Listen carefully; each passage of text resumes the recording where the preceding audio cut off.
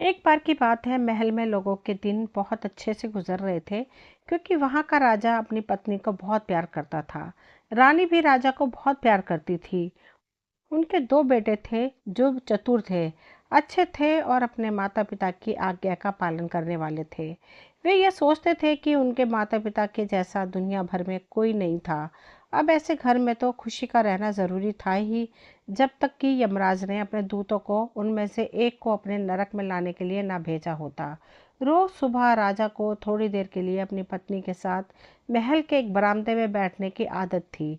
अपने इस शांत समय में वे दोनों चिड़ियाओं के एक जोड़े को अपने बच्चों के लिए खाना ले जाते देखते रहते। एक दिन उन्होंने देखा कि एक नई चिड़िया कुछ और चिड़ियाओं के साथ अपनी चोंच में कुछ कांटे दबाए उस घोंसले की तरफ उड़ी जा रही है। राजा को यह जानने की बड़ी उत्सुकता हुई कि वहां क्या हुआ है, इसलिए उसने अपने एक नौकर से कहा कि वह उस पेड़ पर चढ़े और पता करे कि वहां क्या हुआ है। वहां जाकर नौकर को पता लगा कि उस घोंसले के चिड़े की पत्नी मर गई है और उसने दूसरी शादी कर ली है। अब नई चिड़िया जो घर में आई है, वे अपने सौतेले बच्चों का कोई काम नहीं करना चाहती है। उसने सोचा कि अगर वह उनके खाने के लिए बाहर से कांटे ले आएगी तो वह मर जाएंगे और वह उनकी सेवा करने से बच जाएगी। उसने ऐसा ही किया और वे कांटे खाकर बच्चे मर गए। वे सब अपनी माँ की लाश के ऊपर पड़े हुए थे।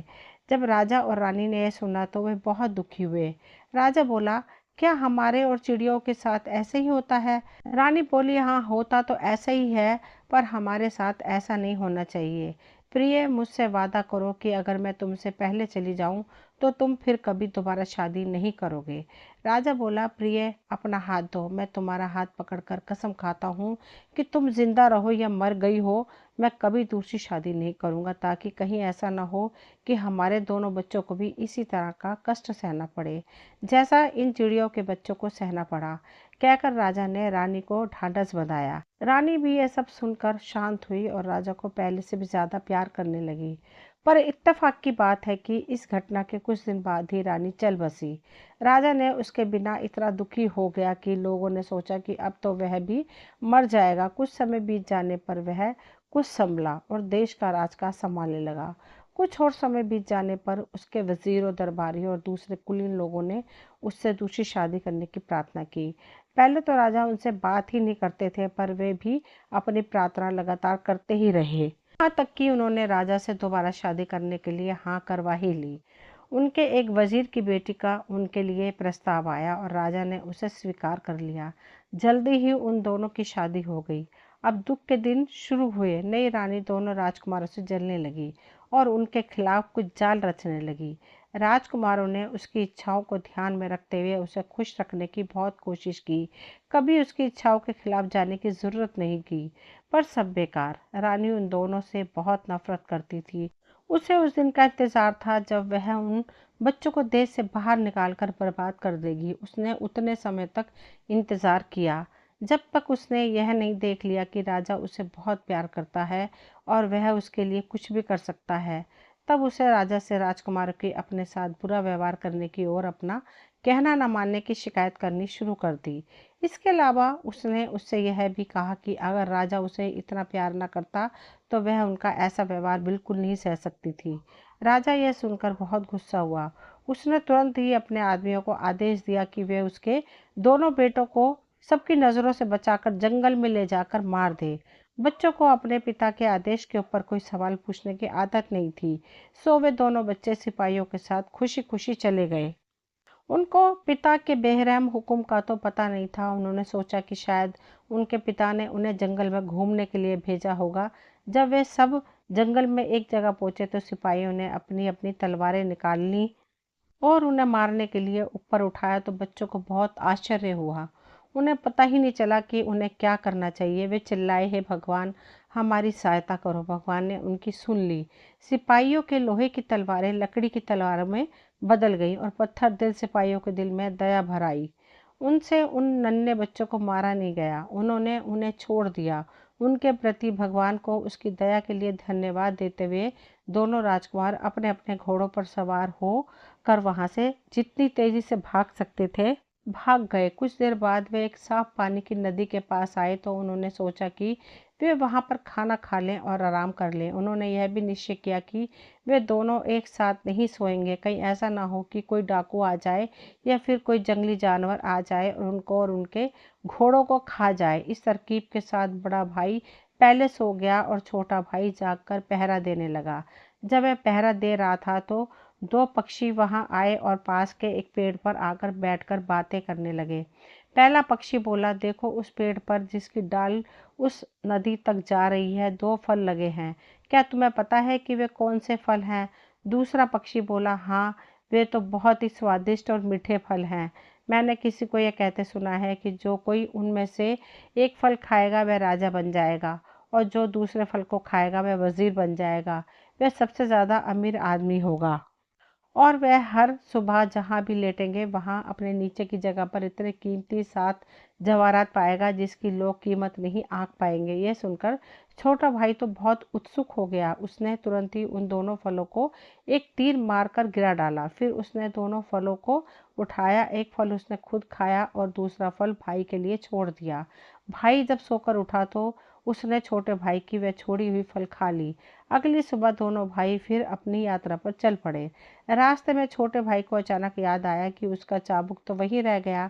वह अपने चाबुक को बहुत पसंद करता था, सो वह उसे लेने के लिए वापस दौड़ गया।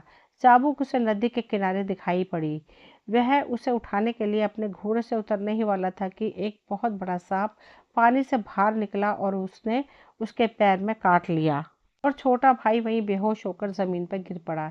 इस हालत में वह बेचारा कई घंटे पड़ा रहा। बड़ा भाई जब का इंतजार करते करते थक गया तो वह आगे बढ़ा कि उसका छोटा भाई शाम तक उसे पकड़ लेगा। आगे चलकर वह एक शहर में पहुंचा तो वहां जाकर उसे पता चला कि वहां के राजा की अभी अभी मौत होकर चुकी है, जिसकी कोई संतान नहीं थी, और वहां की जनता उसके वारिस की खोज में है। ऐसा लगता था कि वहां का यह रिवाज था कि जब वहां का राजा मर जाता तो एक हाथी को राजा चुनने के लिए भेजा जाता। जिस किसी को भी वह हाथी चुन लेता वहां के लोग उसी को अपना राजा मान लेते थे, चाहे वह कोई अमीर हो या गरीब, पढ़ा लिखा हो या गंवार, अपने देश और भाषा का हो या फिर किसी दूसरे देश या भाषा का। जब बड़ा राजकुमार वहां आया तो राजा को चुनने वाला यह हाथी वही चक्कर काट रहा था। जैसे ही उसने राजकुमार को देखा तो तुरंत ही उसने सिर झुकाया। लोग उस राजकुमार को शहर के अंदर ले गए और उसे राजगद्दी पे बिठाकर राजा घोषित कर दिया गया। उधर छोटे राजकुमार को भी होश आ गया था। जहां वह बेहोश हुआ था उस नदी के पास एक योगी रहता था जो हर 6 महीने वह वहां से थोड़ा पानी लेने आता था। जिस दिन राजकुमार को वहां सांप ने काटा था वह दिन उसके वहां से पानी लेने का था। तो जब वह वहां आया तो उसने वहां उस नौजवान का बेहोश शरीर देखा। उसे उस पर दया आ गई। वह समझ गया कि सांप ने ही यह सब किया है। सो उसने जादू के कुछ शब्द पढ़े जिन्होंने नदी का भी पानी सूखा दिया और सांप नदी में से बाहर निकल आया। सांप ने बाहर निकलकर पूछा, तुमने यह नदी खाली क्यों की? योगी ने जवाब दिया, क्योंकि तुमने इस नौजवान को काटा। तुमने ऐसा क्यों किया? सांप बोला, अरे योगी, यह खास फल थे जिसके कारण अक्सर यहाँ पक्षी आया करते थे और अपनी गीतों से यहाँ की हवा को सुरीला कर दिया करते थे। इस राजकुमार ने उन फलों को तोड़ डाला, इसलिए मैंने इसे काटा।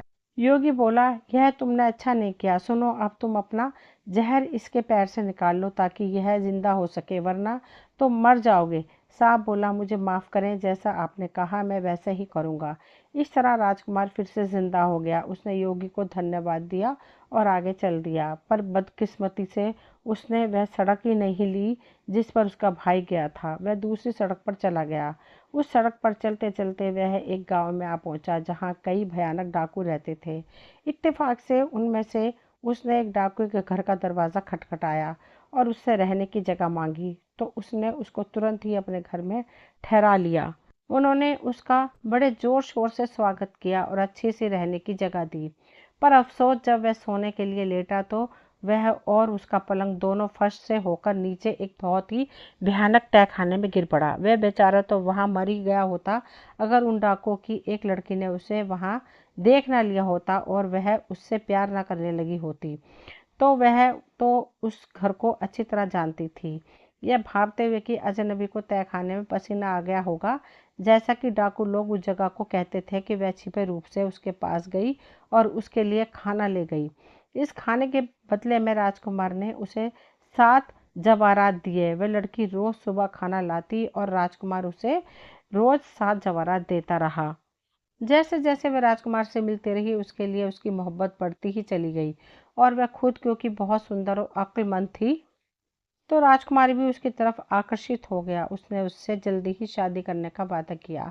आखिर वे वहां से आज़ाद होकर वहां से जल्दी एक तेज घोड़े पर सवार होकर समुद्र की तरफ भाग गए, जहां वे एक जहाज पकड़कर वहां से निकल पड़े जो तभी किनारा छोड़ने वाला था। दूसरी सवारियों के साथ उस जहाज पर एक सौदागर भी था। उसे वह लड़की इतनी अच्छी लगी कि वह राजकुमार को मारकर उससे खुद शादी कर लेना चाहता था। एक तरकीब के अनुसार एक दिन जब सौदागर और राजकुमार एक खेल रहे थे, सौदागर ने राजकुमार को समुद्र में धक्का दे दिया। खुशकिस्मती से उसकी पत्नी वहीं मौजूद एक हिस्से में खड़ी थी। उसने देखा कि उसके पति का शरीर ऊपर से नीचे आ रहा है तो उसने तुरंत ही अपने हाथ बढ़ा दिए और उसे बचा लिया। राजकुमार के बच जाने के बाद उसने अपनी पत्नी को कहा कि सबको बताए कि वह मर चुका है।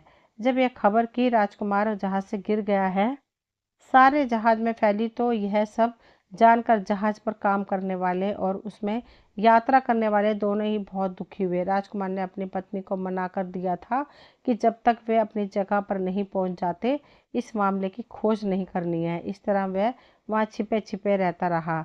सौदागर इस मामले में राजकुमार की अपनी पत्नी के बाद अपने आप को सबसे ज्यादा दुखी दिखा रहा था। फिर वह सौदागर जल्दी ठीक हो गया और उसने राजकुमार की पत्नी की तरफ ध्यान देना शुरू कर दिया और उससे अपने साथ शादी करने के लिए कहा। लड़की ने शादी 6 महीने के लिए ये कहते हुए टाल दी कि अगर 6 महीने तक उसके पति का कुछ पता नहीं चला तो वह उसके साथ शादी कर लेगी। कुछ महीने में ही जहाज अपनी जगह पहुंच गया। वहां पहुंचकर राजकुमार ने खुद को प्रकट किया और सौदागर पर इल्जाम लगाया कि उसने उसे डुबोने की कोशिश की।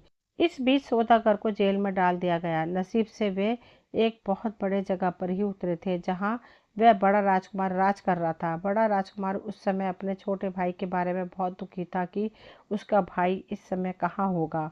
उसने खुद को थोड़ी तसल्ली देने के लिए अपने वजीर को कह रखा था कि वह हर रोज शाम को उसे एक कहानी सुनाए। जिस दिन जहाज किनारे पर लगा था वजीर की बेटी समुद्र के किनारे गई थी जहां उसे राजकुमार और उसकी पत्नी और नीच सौदागर की अजीब कहानी सुनने को मिली। वह कहानी उसने आकर अपने पिता को सुना दी। अगली शाम वजीर ने वह कहानी राजा को सुना दी। राजा को यह कहानी सुनकर बहुत उत्सुक हो गया। उसने अपने वजीर से कहा, राजकुमार और उसकी पत्नी कहाँ हैं? उन्हें तुरंत ही हमारे सामने पेश किया जाए।